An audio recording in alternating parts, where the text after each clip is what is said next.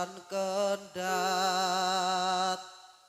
pepalangkang dumati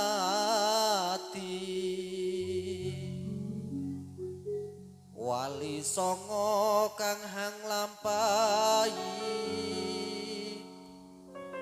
lumakune Islam ing tanah Jawi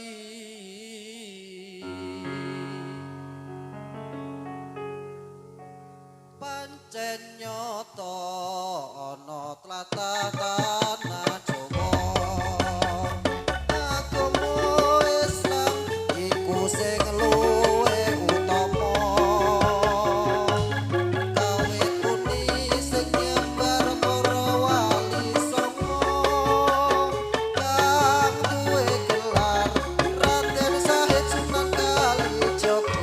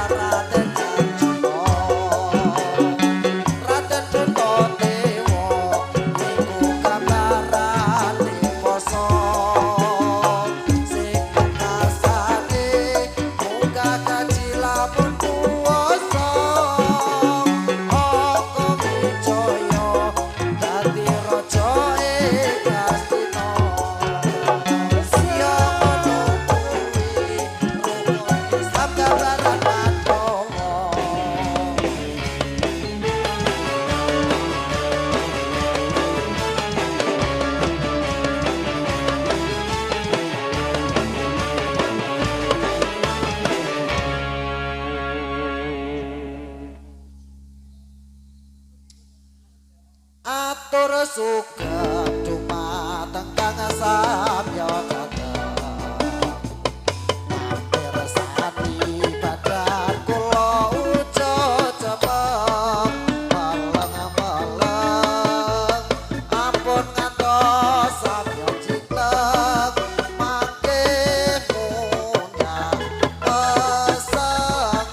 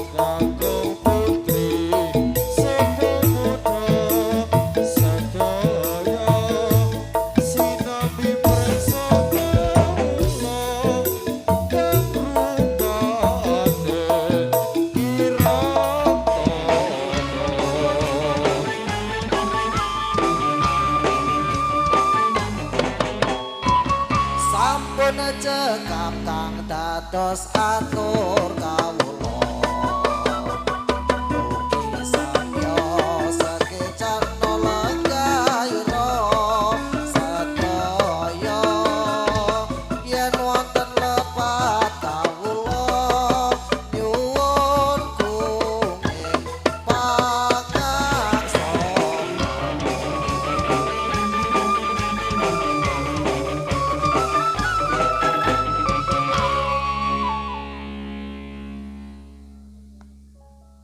Nyuwun pangapunten dumateng sagunging para pamirsa budaya.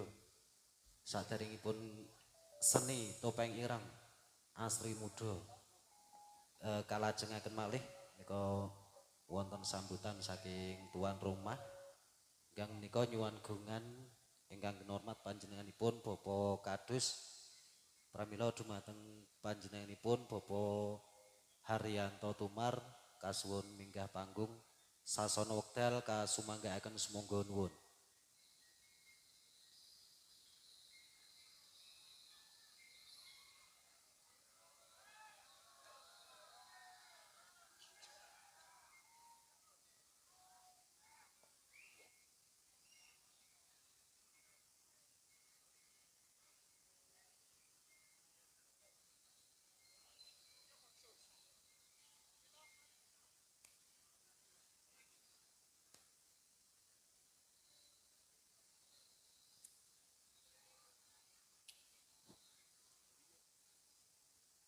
Bismillahirrahmanirrahim. Assalamualaikum warahmatullahi wabarakatuh. Alhamdulillah wa syukurillah wa nikmatillah la haula wa la quwata illa billah amal ba'd. Winantu sagunging pakurmatan Karaharya. Mugi jinanggung Karaharya mugi tansah winengku sagung dumadi wonten ngarsa para pamirsa sagung daladyan kawula. Nuwun kawula nuwun ngarsanipun para pinisepuh sesepuh kasepuhan ingkang pantes kinabekten. Langkung linangkung ngarsanipun para pangemban, pangembating praja satriani negari. Nuninje panjenenganipun Bapak Kapolsek Selo beserta jajaranipun ingkang tansah kawula hormati.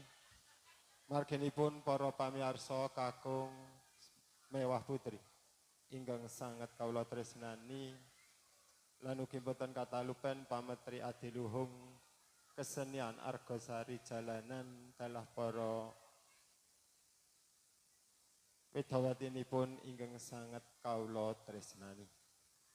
Lepat diagunging pangaksama dening kula nderek matur pamundhut saha minangka wakilipun saking pamengko gati panjenenganipun Bapak Rame sekalian garwa ingkang kabore hangaturaken menggah wigatosing pagiaran kesenian wonten ing ari dalu puniki. Langkung rumin sumangga kawula dherekaken ngunjukaken tasakur kita wonten ngarsa dalem Allah Subhanahu wa taala ingkang sampun kapareng beber nikmat rahmat dumateng kula ndika sami saengga wonten ing ari latri puniki kula dalah para pamirsa saged makempal hamresani kesenian jalan wonten ing mriki tansah pinangge wilujeng boten wonten alangan satunggal punapa.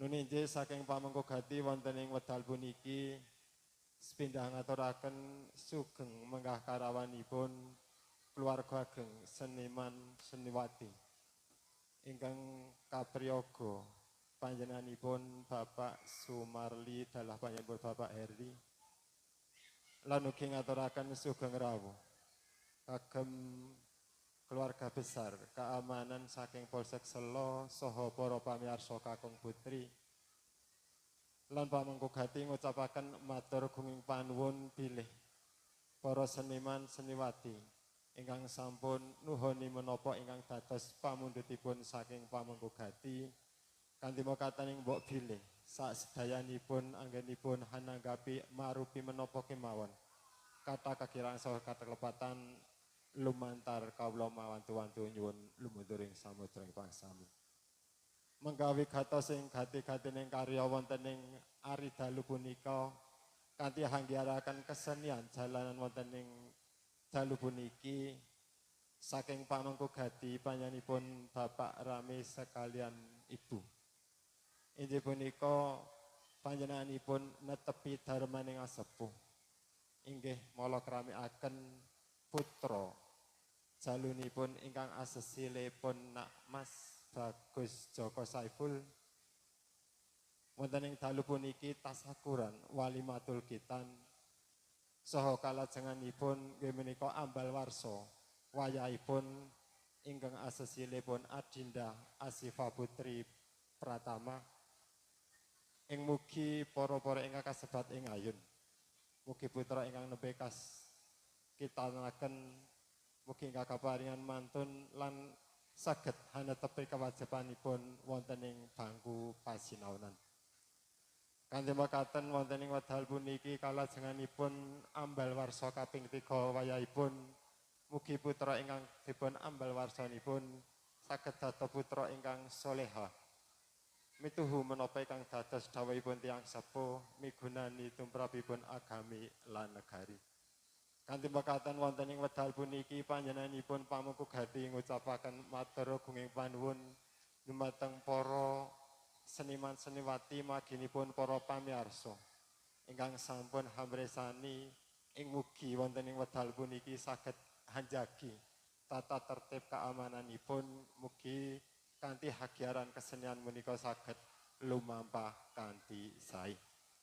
Kanthi makaten kawula pinangka pangawak saking pamangku gati namung gantung dugi semanten mbok bilih atur kawula wiwit lekas dumuginipun pungkas kathah kalepatanipun saestu mawantu-wantu nyuwun lumunturing sesamudra ing pangsami.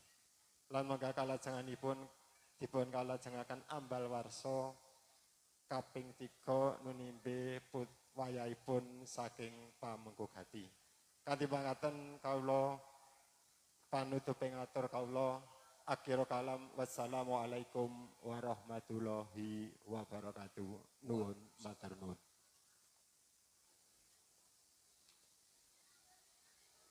Mekaten menggah sambutan saking pamangku ganti ingkang sampun lumantar panjenenganipun Bapak Kadus kawula aturaken matur agunging panuwun.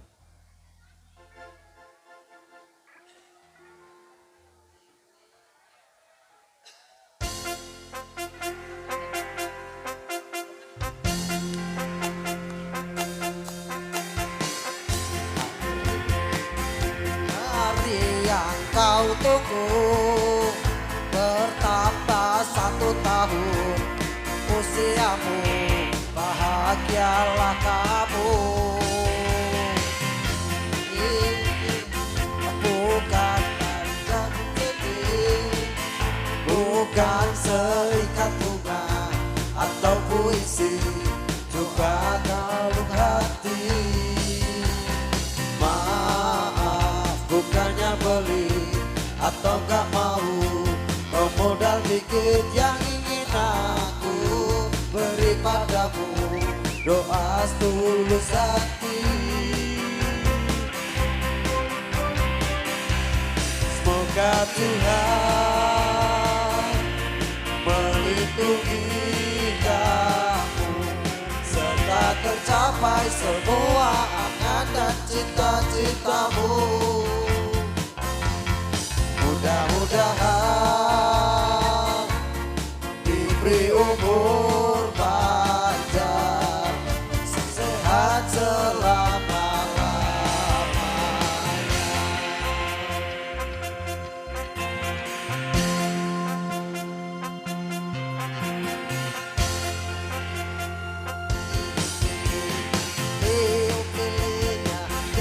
Pilihnya sekarang juga, sekarang juga, sekarang juga.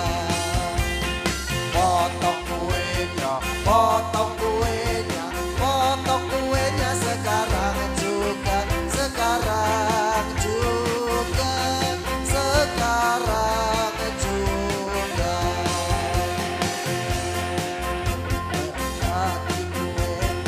Bagi kuenya, bagi kuenya sekarang.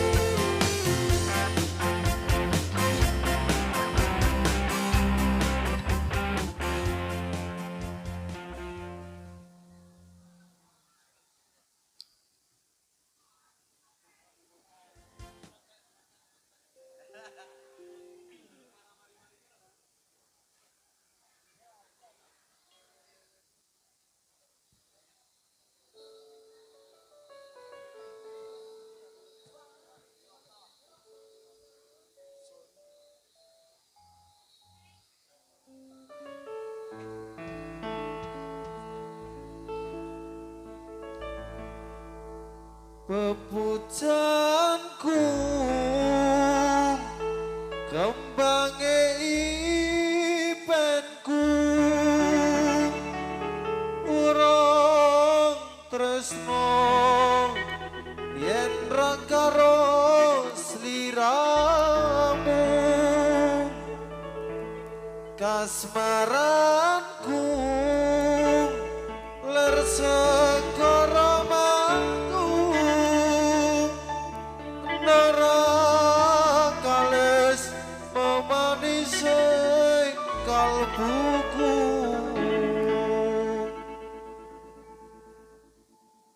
wengi sepi saya luri wayangmu tansah kebetane netro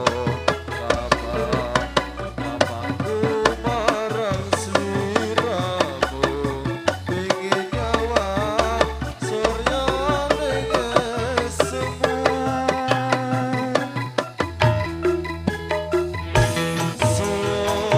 Sondewo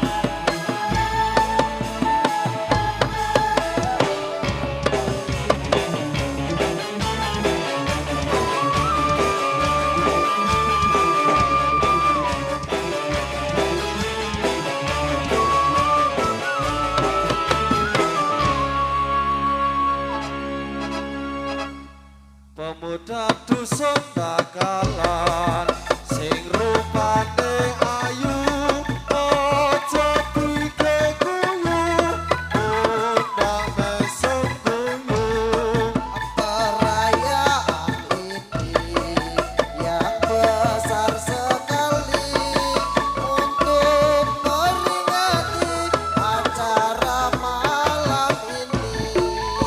mula kula niki saged ugi mriki sebab ditibali kaliyan warga mriki Perlu arah-arah kanggone hiburan supaya tegak sarta bisa aman. Kadyan rupa kewan melu perayaan supaya aman iso kesempatan Ayo para kanca padha suka-suka supaya gembira mangkate pemuda. akan kesepenjangan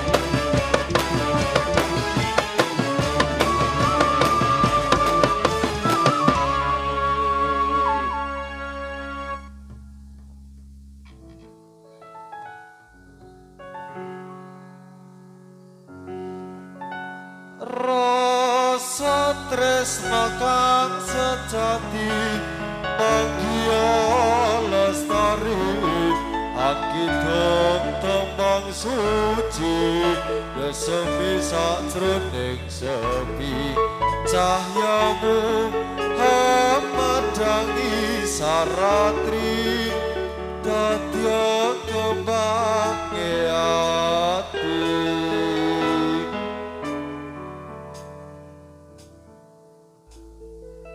Sang Dewi katon lan lampi apa parwangi sepi arep kembangi melati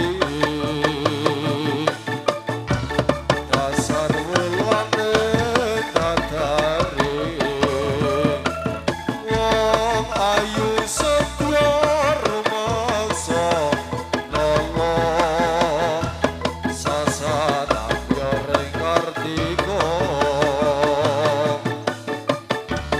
kadya puspita ing endra ajang kepitresna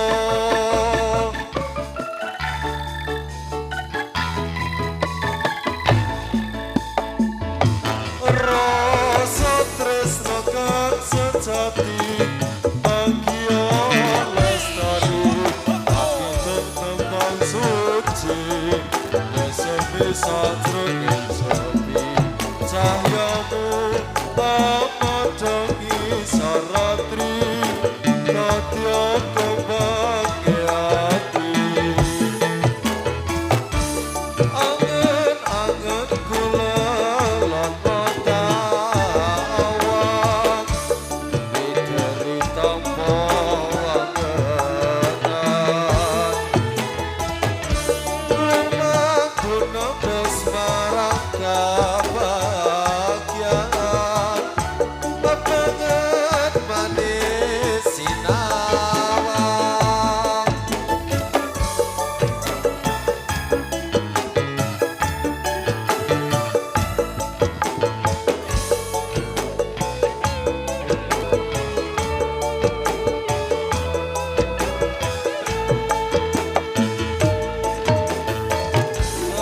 Dewi katon lan lampi apa parwangi sepi arep kembangi melati dasar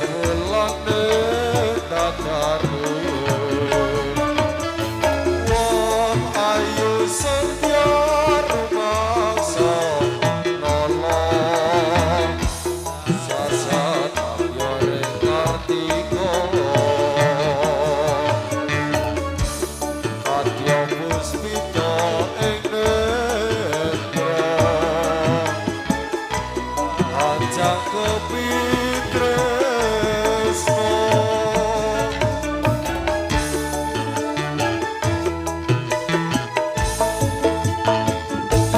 rasa tresno kang sejati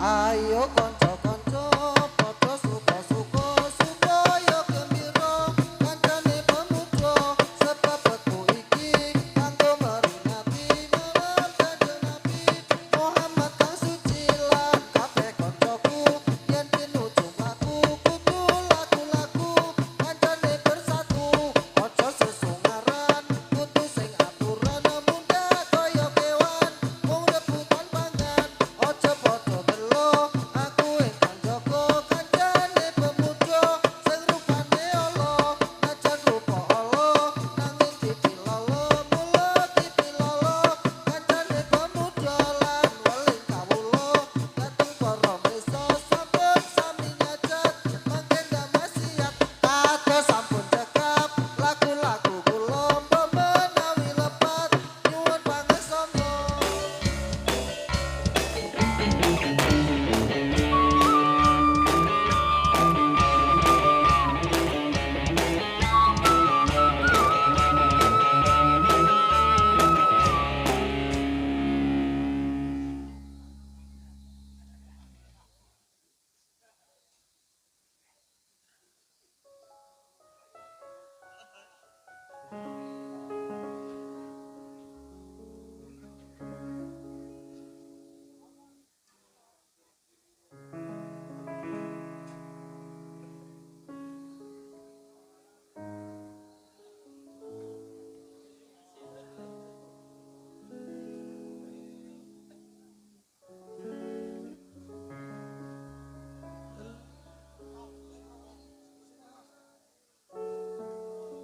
ora nyono ora kira kowe medhot taline asmara tresnaku kang tulus suci rabok jaga malam lemplecani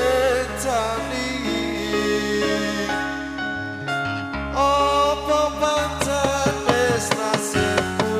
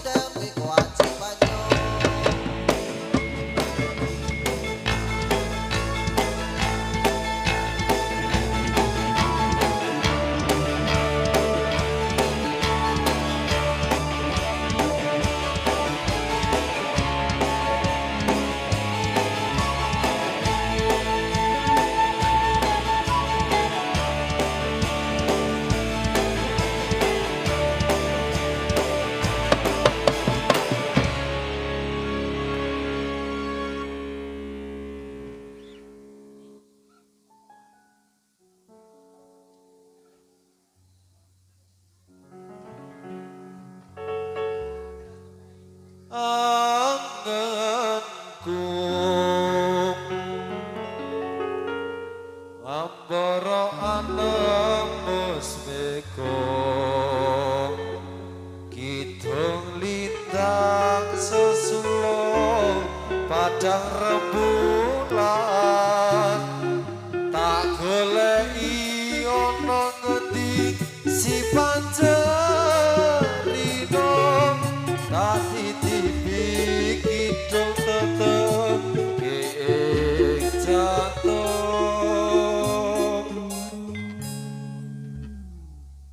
anganku ngambara